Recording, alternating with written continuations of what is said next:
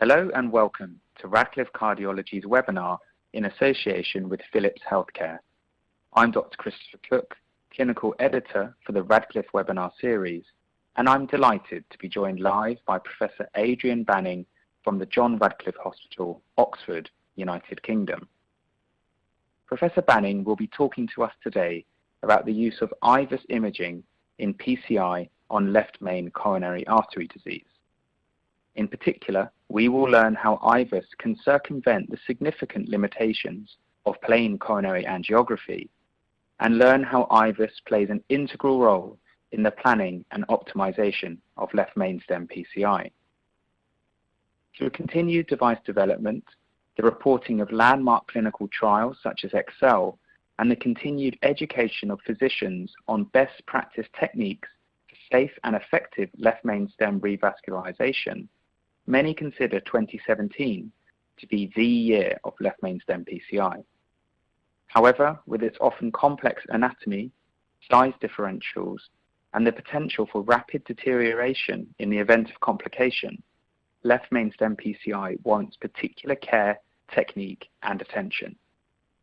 Now, before we begin, just a quick note to our audience. You'll have the opportunity to ask Professor Banning questions via the text box on your screen throughout the course of the webinar, and he will answer as many as possible at the end. Okay, so I'm going to stop talking now and hand over live to Professor Banning.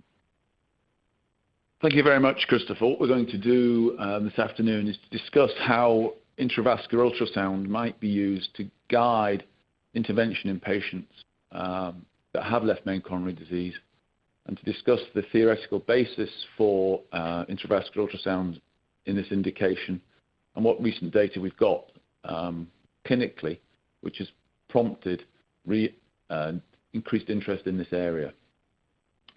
We're aware that left main coronary disease accounts for approximately 4% of all coronary angiograms, but isolated left main disease is really quite unusual. Obviously, coronary artery bypass surgery has been the standard treatment for most patients with left main disease. It's got a well-documented prognostic benefit, and these relate to the excellent results, particularly of left internal mammary grafting. The Syntax trial, which was performed nearly 10 years ago now, really gave us some new insights into how changes in stent technology might ultimately allow us to consider new options for treatment of left main disease. And in this slide taken from the 5-year data from the study, you see the outcomes of coronary artery bypass surgery and coronary stenting compared. The gold graph here is the Taxus stent, and the blue graph here is coronary artery bypass surgery. And we've taken patients in the low and mid-tertile groups and compared outcomes over that 6-year period. You can see there's no statistical difference in the outcomes. What differences there are, which are reflected in the graph down here, reflect really just a slight increase in revascularization with this first generation drug-eluting stent compared to coronary artery bypass surgery. And so when these data were considered, it was clear that we were entering an era where perhaps coronary artery bypass surgery may not be the only possibility for patients who had left main disease, and that perhaps we should be reconsidering stent options going forward. And it was that recognition of a shift in the potential for treatment with PCI which led to both the Excel and Noble trials, which have now been reported and have now given us a new initiative really with regard to how PCI might be undertaken in these patient groups. And in this table here, we see how that initiation of momentum has been reflected in both the European and US guidelines. This box here reflects those changes and shows that basically for patients who have non-complex left main disease, so not patients who've got rather diffuse three-vessel disease where left main is part of it, but disease where the left main is relatively isolated, or whether it involves perhaps just a proximal LAD, then it's those patients where ultimately intravascular ultrasound may be used to facilitate optimal stenting, and how in that patient group we might be moving toward a choice for patients rather than coronary artery bypass surgery being the only mandated revascularization strategy. So why is left main important, and why do we really need to think more carefully about left main than perhaps we would think about other coronary arteries? Well, clearly, because it's the left main, once you start to blow up balloons or deploy stents, you're blocking a much greater element of blood supply. And the left main coronary essentially supplies at least 80% of the blood supply to the heart. And consequently, if there is a problem during your intervention, you're going to have a much greater hemodynamic consequence to that. And that's important for us to remember. Secondly, assessing the left main with an angiogram is difficult, and we're going to discuss that in a little more detail in a moment. But ultimately, trying to decide which part of the vessel is normal and which of the part of the vessel is abnormal is really very difficult in the left main, particularly in the context of disease. And these two excerpts, angiographic excerpts here, show the difficulty. Which part of this left main is normal? Is that normal? Is that normal? Is this normal? Is that normal? It's very difficult to tell on angiograms alone what your reference diameter is, particularly as there's an interaction with the guide catheter. We also know that actually the way in which the left main narrows is challenging. We see in the left-hand panel here the data which shows us that the flow divider is often spared from disease, and the disease encroaches from the outside in, sparing the gusset of the trousers, if that's how you want to look at it, where ultimately, and that contributes to this challenge to understand what is our normal vessel diameter. And with the angiogram being a two-dimensional technique, it's particularly difficult. On the right-hand side here, we see that relatively soft plaque is unusual in the left main, and actually the left main does appear to be relatively spared from acute plaque progression, and consequently it is more likely to be heavily calcified disease with a higher rate of fibrotic calcific component, and that makes dilatation within the left main much more difficult with balloons alone. So we need to recognize that actually the pattern of disease that we see within the left main is different to the pattern of disease that we might be seeing in other areas of the coronary tree, and that requires not only perhaps more detail with regard to how we image it, but also different management techniques and the availability of additional interventional strategies, particularly rotablation and debulking, if we're going to try and obtain an optimal result. So going forward in the post-Excel Nobel era, I think it's really important that we recognize that ultimately if we're going to start to take patients on who could have otherwise had a bypass operation, that we recognize that ultimately our stent intervention needs to be done with absolutely scrupulous technique and with the objective of achieving a very, very excellent result. And ultimately, we're only going to be able to achieve that with careful patient selection, rigorous procedural planning, and application of the best available technology. And to my mind, intravascular ultrasound falls into that requirement, and you'll see from the tables on the slide here how that evidence has evolved over the last few years with increasing recognition from the professional societies that ultrasound, particularly in the left main, has an important role. So what does IVUS tell us that angiograms can't? Well, as I've just mentioned, an angiogram is essentially a two-dimensional technique. It only shows us the shadow of the lumen. It doesn't show us anything about the wall. And we only see that vessel for a very short period of time during the injection of the contrast. Whereas with intravascular ultrasound, we're seeing a 360-degree view, which is both tomographic and sagittal. We can see the shape and location of the plaque. And we can actually see the inner wall structures and morphology. We see confluent imaging throughout the whole length of the vessel, and we see how that disease transitions as we come back towards the guide catheter, and it allows precise assessment and spatial imaging. So this is a nice example. On the left-hand side here, we have an angiogram. We have a red arrow here for point A and a red arrow here for point B. So as you see from the intravascular ultrasound, although angiographically these vessels look of the same caliber, there's actually quite a lot of plaque at point A here. There's really no plaque at point B. This is seen on the intravascular ultrasound. So although the lumen looks very similar on our angiogram, there's actually very much more atherosclerotic disease here at the ostium of the circumflex in this example at point A versus point B. And that will have an impact when we go ahead to try and treat the disease. And this slide summarizes that actually assessing coronary disease with angiography alone can really be very, very difficult. And ultimately, you can have an awful lot of atheroma detected on intravascular ultrasound, which will be unable to be appreciated or ascertained unless you do intravascular ultrasound. And we've seen in a lot of plaque progression studies using statin, how IVUS can be much more effective in assessing how much disease is present and how much that progresses with whichever therapy it is that you're trying to assess.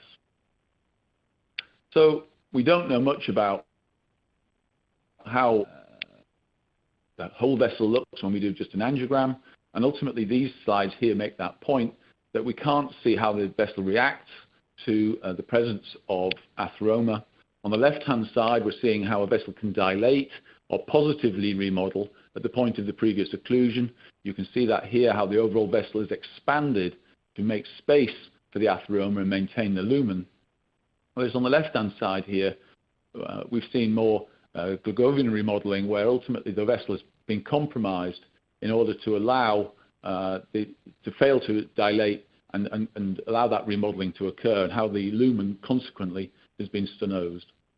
So when we look at vessels overall, we can see that vessels may, within the same vessel, either positively remodel or negatively remodel. But ultimately what we need to know is what is the reference diameter for this vessel, and what's going to be the best target for us to try and achieve with regard to a final stent result. And once again, in this view here, looking at how the angiogram reflects an eccentric stenosis, you can see which, depending on which view you look at, if you look at it this way, then the vessel is going to look rather small with only a 20% stenosis. Whereas if you look at it this way, it looks like a 60% stenosis. If you look at it this way, it's a 40% stenosis. So for the same narrowing seen in different views, you're going to see very different perspectives on how narrow that vessel is or how we might treat it. And often, of course, the vessel isn't diseased in this sort of vessel. It can actually be quite complex. And ultimately, that gives you, once again, a very mistaking view of what the absolute lumen compromise is going forward before you start your treatment. So fortunately, technology has moved on, and this cartoon shows that rather nicely. We see that ultimately this vessel, which has been rendered and brought forward, shows us how the vessel moves so much during diastole, and ultimately that trying to assess the length of a vessel with an angiogram can be really quite difficult and confusing. Fortunately, with intravascular ultrasound, by pulling back within the vessel, we get a very accurate assessment of length. An assessment of length to make sure that your stent covers all of the plaque is clearly an important part of any rigorous interventional procedure. And this whisker and box plot shows that quite nicely. The value of intravascular ultrasound in assessing stent length when you're plotting or planning your interventional procedure. We have OCT, and OCT has particular strengths, particularly around, I think, determining mechanisms of acute stent failure. But one of the problems with OCT is that it fails to penetrate the vascular tissue, and you only really see the vascular lumen. Well, particularly when we've talked about the left main and the preponderance of calcification and heavy plaque, we desperately need to see what sort of material there is in the wall of the vessel in order for us to be sure that we're going to be able to expand our stent.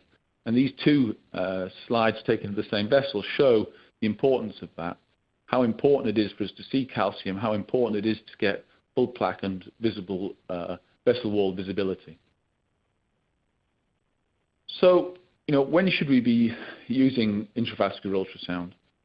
I think it's fair to say that these days I use intravascular ultrasound to plan my procedure and to make sure I've done a good job.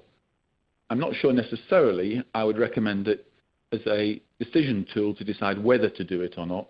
And I think pressure wire is probably better than intravascular ultrasound. But there is a literature on using intravascular ultrasound as a decision-making tool.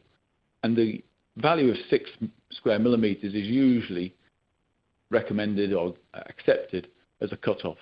There has been some debate, particularly about the number of 4.6, and 4.8, but that kind of reflects, I think, a particular population in South Korea, where ultimately body size is slightly smaller, and probably that 4.8 is not relevant to the European and North American population, where 6, I think, is probably a better cutoff. But my recommendation would generally be, if you're not sure whether this thing, left main stenosis, needs treating, let's probably do a pressure wire if we can, rather than using IVUS to determine whether it needs to be treated.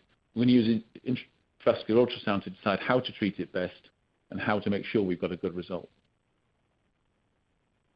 These data are published very recently. They come from Scandinavia, and they show the impact of intravascular ultrasound guidance on interventional outcome. This is the Swedish National Registry, published very recently, and it shows in the red line here the impact of intravascular ultrasound on the primary endpoint of all-cause mortality, restenosis, or definite stent thrombosis. And you see a statistically significant outcome from using intravascular ultrasound in this large registry. There's actually a difference in mortality here, evident at 8 years. So that this implies that actually our best technique, and knowing whether we've dilated the lesion properly and whether we've got a good stent result, can actually impact on patient outcomes. And there is similar data coming out from the Excel trial presented at TCT in 2017. So we've seen that using intravascular ultrasound, we can assess the presence of disease more clearly. And I think we've made the point that because the left main inexorably results or ends in a bifurcation, it's going to be more difficult to assess with an angiogram. And consequently, intravascular ultrasound is an excellent tool to assess how that plaque disease has affected this bifurcation. And that then allows us to understand how we might then plan our treatment. We recognize from work that the European Bifurcation Club has done that we still ideally want to use a single stent strategy. And if we can avoid a 2-stent strategy, we should. But at the left main in particular, we need to be absolutely sure that we've treated all the disease. So how do we put those two things together? I only really want to use 1 stent, but can I really assess the disease, particularly in the branch? And for most patients, the branch is going to relate to the circumflex. And the answer to that is by doing intravascular ultrasound of the circumflex, we can see how much disease is there. And excellent work from Park's group in South Korea has given us this value of 3.7 in the ostium of the circumflex. And if we have an IVUS area of less than 3.7 or a plaque burden of greater than 56%, they've shown that under those circumstances, a 2-stent procedure is likely to be necessary. So that is a really useful practical tip on how we can use IVUS as we start to address the left main bifurcation to decide whether 2 stents are going to be required. So we've seen that IVUS can give us qualitative data. We've shown excuse me, that we're going to understand plaque better. And I've mentioned the role of rotational atherectomy for debulking and lesion preparation. And we would certainly, in Oxford, use rotational atherectomy with a very low, we almost expect to use rotational atherectomy when we do left main, but we would certainly recommend it if the calcific arc is more than 180 degrees when we do intravascular ultrasound. I think that really not only makes the procedure more predictable, but it probably makes it quicker and certainly improves the stent result, in my opinion. It's important to point out that ultimately the presence of calcium is a process which extends throughout the vessel. And although in this particular view here, we've highlighted one point where the angiogram looks normal, and yet there's a 360-degree confluent arc of calcium, you often find when doing rotablation that it is not necessarily the areas where the angiographic calcium is most marked, where the rotablator burr starts to decelerate and the calcium is more evident. It really is often throughout the whole vessel. And so I think when you certainly shouldn't be attempting to treat left main disease unless you're a experienced rotablator operator and have that tool at your fingertips. So we've mentioned why intravascular ultrasound provides information about dimensions. We've mentioned why, particularly in the left main, intravascular ultrasound is very well suited to this task.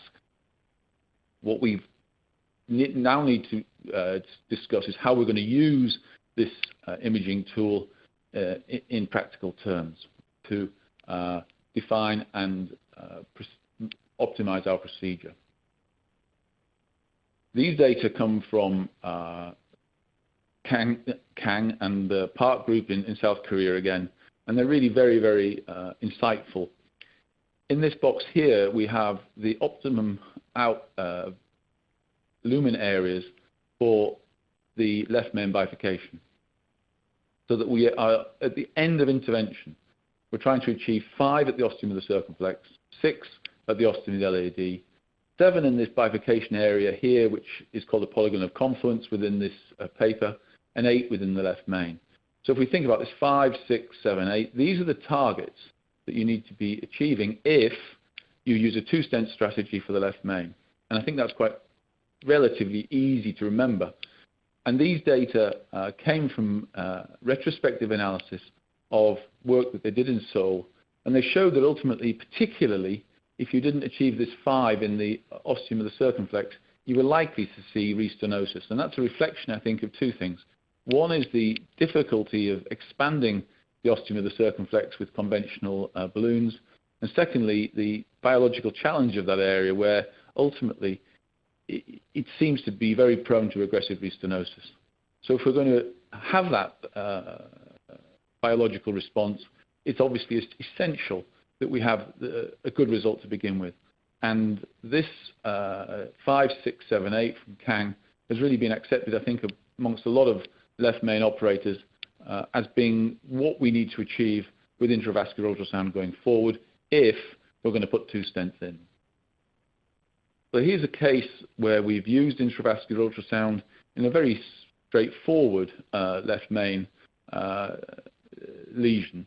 You can see in the panels here, the angiographic panels, that this is ostial left main disease. The disease is relatively adjacent to the guide catheter. We've pre-dilated. We've seen that we've got good expansion. We've put a stent in, and angiographically it looks fine. And we can see when we do intravascular ultrasound, nicely displayed here on the longitudinal view. And then we've taken 3 representative shots here, blue, red, and orange, showing that we've got good stent expansion. We've got a stent area here of 12, 10 in the body, and then just here, just before the bifurcation, 9.7. This is a very straightforward example of use of intravascular ultrasound. I would say that if you do ostial treatment, you will always get information from IVUS. And I think it doesn't matter whether it's the left main or the right coronary, but certainly it always gives you information as to whether your stent was in the right place, whether the stent expansion is complete, and as we've discussed, importantly, whether that stent diameter is correct, which is so difficult to do without intravascular imaging. So that's a relatively straightforward left main lesion. Very important for the patient, very important that we know we've done a good job, but a straightforward lesion from an interventional perspective. Of course, left main disease is often much more complex than that, and this angiogram shows a good example of that. In this panel here, we see the angiogram. We see the body of the main here, which difficult to know how much disease there is at this point. We see the LAD here and the circumflex here. We can see that there's disease of both branches. This is the ultrasound taken at these 3 points. So you can see that there is definitely disease of the left main, although that wasn't that evident on the angiogram, but you can see how much atheroma and plaque there is there, minimum lumen area of only 4.5 millimeters squared on the intravascular ultrasound. We see the LAD here with a minimum lumen area of 2.5, and we see the circumflex here at 2.4. So there is significant disease. This is a 1-1-1 left main bifurcation. There isn't a huge amount of calcium, but we do think we're going to require 2 stents to treat this, and we will be aiming for those CAN criteria once we've completed this 2-stent strategy of 5, 6, 7, 8 millimeters squared with our 2 stents. Let's see how we're going to treat that.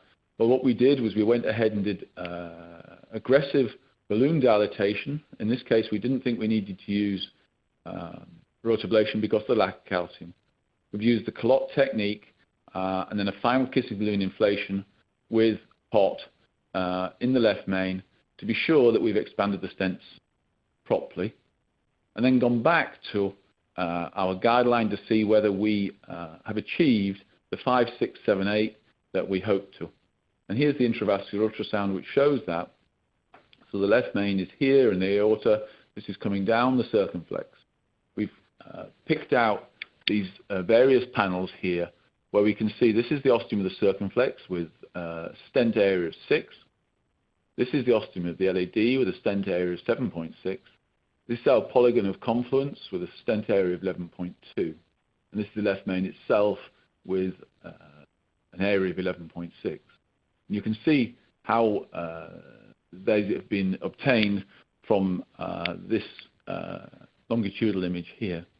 So it shows that level of detail that is required for you to be absolutely sure that you've done the job that you want. And you see in this panel here the angiogram, and ultimately how now you can see that the left main is very much bigger than the LAD and how it should be, and how the circumflex diameter is so difficult to judge on angiography alone. So a great example really of how when doing this really quite complex lesion, intravascular ultrasound told us that we needed to use 2 stents. It's then guided us with regard to how we select those stents, and I would make the point that you need to have a stent which is going to be comfortable giving you a stent area in the circumflex of 6, but also is capable of giving you a stent area of nearly 12 in the left main, and that's an important point when you're thinking about your stent platform. Has that stent platform got the flexibility to give you a diameter of maybe 3.25 in the ostium of the circ, but 4.5 or 5 in the left main itself? You need to be thinking about that. You need to be thinking about how ultimately this left main bifurcation is going to look once you've rescaffolded and dilated it all up. But great reassurance from the fact that we've got complete stent expansion, we've got target areas achieved, and that should give us not only a safe result, which is obviously hugely important, but also hopefully a long-term result, which is going to rival coronary artery bypass surgery in the long term if we're able to achieve the target areas that we've looked at there. So we've been working in Oxford on how these recommended stent areas and strategies can be kind of put together, try and give us a pattern of work really. How do we in Oxford use intravascular ultrasound to guide our left main population treatment? So we've been doing left main treatment for a long time, partly because we have quite an elderly population who are not suitable for bypass surgery, but also through participation in Syntax, Excel and Noble. And we've worked on this IVUS workflow sheet in a way really to try and inform and rationalize what measurements we need to make. I think we're all sort of, particularly in the left main, I think historically we were very anxious to get the case finished. We were a bit uncertain as to what would be the impact of catheters sitting in the left main. And we wanted to make sure we weren't measuring things that we didn't need to measure. But this workflow algorithm has essentially rationalized only really the information that we need. And I think what it tells us is how to plan our procedure and how ultimately perform it. And what I'm going to do is just to kind of give a couple of illustrations of how that workflow algorithm works, just as a sort of taster really going forward. ultimately you need to look at the angiogram and decide what presence of disease you think there is. Is this, as we just saw in that previous case, that was a left main disease with bifurcation involvement, and that was a 1-1-1, so that would be this one here at the bottom. The very first example we saw was an ostial left main without bifurcation involvement, so that would have been this number 2 here. So by deciding which of those patterns of disease you think the angiogram has, you are then guided as to how to use the intravascular ultrasound and what what measurements you need to make sure that you're going to do your best job. So here's the cartoon, which tells us we're going to treat an ostial left main lesion based on the angiogram. Under these circumstances, it doesn't really matter whether you wire the LAD or circumflex, although I'd usually recommend the LAD. We're going to ask you to do an intravascular ultrasound, and we expect that IVUS will confirm you have true ostial disease. We're then expecting that you're going to put a stent in and flare it, and that's what the angiogram is going to look like. But it's also going to tell me what IVUS measurements tell me that this isn't actually true ostial disease, what IVUS measurements tell me whether I've done a good job with regard to my stent procedure, and whether I need to do more post-dilatation or perhaps put a further stent in. And so that's how this is reflected here, that ultimately, if when I do my IVUS and I obviously expect the ostium to be narrowed, but when I see on the IVUS that there is disease with a minimum lumen area of less than 6 within the body of the left main, then that tells me that actually this is more complex disease than I thought. And ultimately, I might then need to be thinking that this actually is a 1-0-0 left main. And ultimately, I might need to be thinking about longer stents to make sure I've covered all the disease. Once I've done my treatment, then I need to be sure that I've achieved more than 8 millimeters squared with my coronary stent. That comes back to the Kang criteria that we had there. So in this most simple form, we don't need to make a huge number of measurements before, nor do we need to make a huge number of measurements after. It just provides us with some security and confidence that we've put our stent in an appropriate way and we've achieved the best result. Now, predictably, when the disease is more complex, any workflow algorithm is also going to be more complex. And so I've chosen this pattern of disease to try and illustrate that. We have a 1-1-0 bifurcation illustrated here. So there's disease of the terminal left main, which on angiogram extends into the LAD. It does not appear to involve the circumflex. Our treatment strategy will be to try and place one stent. We will do that using the provisional technique with proximal optimization. Ultimately, if the angiographic result is good on the circumflex, we will do intravascular ultrasound and we'll make sure that we've done a good result, that we've got a good expansion of the stent. If, however, the angiographic result is not good, how do we decide what to do about the circumflex? Well, there's good data to suggest that we should do that using FFR, and what we find is that if there's just some ostial pinching of the circumflex following stent implantation with a provisional technique, and the FFR is greater than 0.8, then it's reasonable to leave that, making sure that our stent is optimized as I've discussed.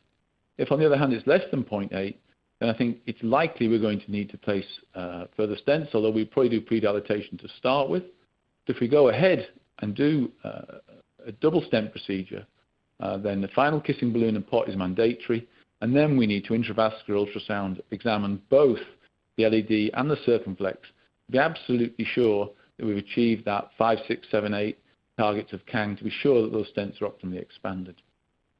So in this example, we see that ultimately we set off trying to avoid a double stent treatment to the left main bifurcation, but we've guided, based on the response of the vessel to the stent implant, we've guided the operator as to how to make a decision about whether a second stent is required, and if a second stent is required, how that stent result may be optimized to ensure that we've done the best job going forward.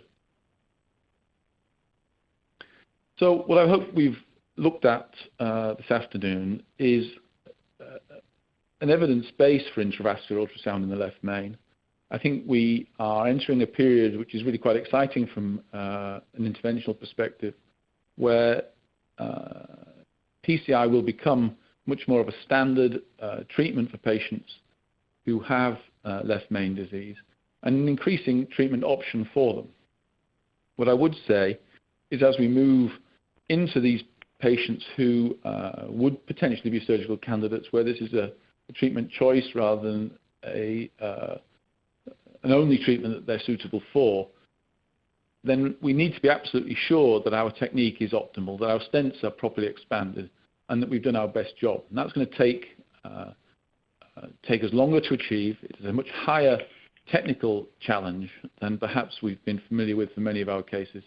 But I think if we are able to do that and show that consistency of approach, which has been evident within the Excel trial, then we are going to improve our technique and improve our patient outcomes. And that's ultimately why we're doing these treatments going forward.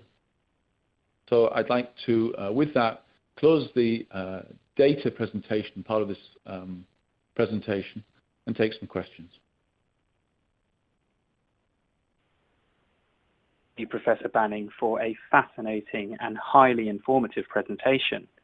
Now, we've had a great response from our audience, so if it's okay with you, we will dive straight into some questions. So first, thinking about just generalized left main stem PCI questions from our audience, do you have any special considerations about the mode of arterial access or the sheath size for left main stem PCI? Thanks, Chris. Yeah, I mean, I think practice has evolved in left main PCI in parallel with practice elsewhere, and we do most of our left main cases from the radial. The key thing is you need to have the potential to use an appropriate rotablated burr. So if you're just using a 6 French sheath, you won't be able to use a burr bigger than 1.5. So we use an awful lot of sheathless guides, which have a 6 French external lumen but a 7.5 French internal lumen. And that allows you to upsize the burr up to 2 millimeters if you need to. So I think when you go into a left main intervention, you need to be prepared particularly for two things. One is that rotablator size, and the second is the ability to use 2 stents. So I think at least a sort of 7.5 internal lumen is really what you're looking for. Great, thank you. And with rotablation in mind, if you see a heavy calcium burden on the IVUS, would you advocate rotablation as an upfront decision, or would you attempt with cutting balloons, etc. first? Well, speaking about my personal practice, I very, very rarely use cutting balloons. I always use rotablation. And I think if you use rotablation up front, the procedure will be safer. I think you will do it more quickly. And ultimately, I also believe you get a better result. So we have a very low threshold for using rotablation in calcified left main disease. Thank you. And what complication rate, it's impossible to define all patients with one, I know, but what types of complication rates do you discuss with your patients? Well, obviously it does depend on the patient, and as you rightly say, it varies considerably, and probably more on the patient than on the coronary anatomy, to be honest. But I think the things that you need to make them aware of is that this is likely to be a slightly longer procedure than perhaps they might have anticipated, that there are risks, and that risk is determined both by the pattern of coronary disease but also by their clinical status and the left ventricle. So I think, I think it is a specific consent process, and as a consequence, it's rare, except in emergency or very urgent situations, that we would proceed to left main intervention without appropriate consent. So I think proceeding in an elective setting straight on to a left main stent is not the right thing to do. I think there is a discussion that needs to be had with the patient and or the relatives about the specific risks of that procedure. Absolutely. And thinking about a successful procedure now, what duration of DAPT do you use for your left main stem PCI patients? Are there any specific considerations? There's been a lot of discussion about that, and in my practice I've pretty much stuck to a year, and most of my left main patients just gone to single antiplatelet therapy at a year. I know there are people that think that if we've used 2 stents, then perhaps we should go for dual antiplatelet therapy over a longer duration. I think with the current stents and the healing profile that we have, that's become less important than it probably was in the first generation Cypher and Taxus era. So I don't really have a specific prolonged duration, partly as most of the patients that I'm treating with left main are elderly and have a higher bleeding risk than many. Sure. And do you have a feel of whether left main stem in-stent restenosis characteristics differ to that experienced in other coronary vessels? Yeah, I think it does. It's much more common, and we did a review about this a few years ago and published it in Neurointervention. I mean, it's much more common that you have incomplete stent expansion. So one of the reasons we do intravascular ultrasound is to make sure we've done our job properly. And I could show you any number of cases where using angiography-guided left main, I thought I'd done a fantastic job. But when the patient came back with in-stent restenosis, it was principally due to the fact that I had not cracked the calcium, I had not opened the stent properly, and my procedural results have been poor. So it's more persistent stent stenosis rather than restenosis, and it doesn't take very much neointima at that point to cause a symptomatic narrowing. The other thing you will see occasionally in the left main is stent fracture, and so I think those two things do separate out the pathophysiology of restenotic mechanisms within the left main compared to other areas. Thank you, that's very clear. And so do you ever bring back your patients for check angiograms? Very rarely. I mean, we did, in syntax, there was a sub-study called the Le Mans sub-study, and we brought them all back for routine angiography. And there was some learning from that. That was both the surgical and the stent group. I probably feel that the operators learn more than the patient benefits from the repeat angiography. And I think these days, again, if we've done the job properly first time, I think the need to bring them back is less necessary. And I think generally, as I said, by using intravascular ultrasound to guide our procedure, it's rarely necessary, to be honest. Absolutely, thank you very much. And you showed a lovely case of an ostial left main stem PCI. Now, are there any specific procedural considerations for ostial disease to ensure that you cover the ostium and avoid any longitudinal deformation of the stent? Yeah, so there's a few things, isn't there? One is, as we've discussed, you're always going to have an interaction with the guide catheter, and I think it's always difficult to be absolutely sure where the left main is, where the true left main ostium is. Probably the left LAO cranial is your best view, and you need to be sure that you cover that left main ostium properly with your stent. And you only really know that properly with intravascular ultrasound. But when engaging your intravascular ultrasound and when re-engaging the stent with your guide, you need to be absolutely sure that you're not concertinaing the stent forward. And so making sure that you don't just push. If there's a little bit of obstruction, you need to come back and make sure that any device, be it a post-dilating balloon or an intravascular ultrasound, moves smoothly into the stent so that you're not crushing the stent. And I think we see that probably more than we ever recognized. And there's some interesting data at TCT about stent deformation during post-dilatation, probably caused by both intravascular ultrasound and the non-compliant balloons, where ultimately, because we hadn't finally potted the left main itself, we'd ended up with a suboptimal result. And that suboptimal result, defined by intravascular ultrasound, predicted adverse events thereafter. Very interesting. And so we've had a question from our audience now regarding the role of symptoms versus your IVUS MLA. So in the example of a patient with a wide MLA, so greater than 6 millimeters squared, but with symptoms, what would your approach be next? Well, I think left main is probably one of the few indications for revascularization, even in the absence of symptoms. I think we know that there's a prognostic threat unless they're revascularized. As I outlined in the data, I would usually use pressure wire to confirm the need for revascularization, particularly because of the issues around measurement of left main. But 6 has been held as a kind of watershed, and there is data to suggest if your MLA is greater than 6, that it's safe to defer it on IVUS. So I think that would be my kind of advice. Treat less than 6, leave more than 6. Thank you very much. And if we sort of move our discussion towards more recent evidence that has emerged, in light of the recently reported Excel trial, do you think formal syntax scoring is a thing of the past? More specifically, should we be moving towards categorizing patients simply as low and intermediate risk?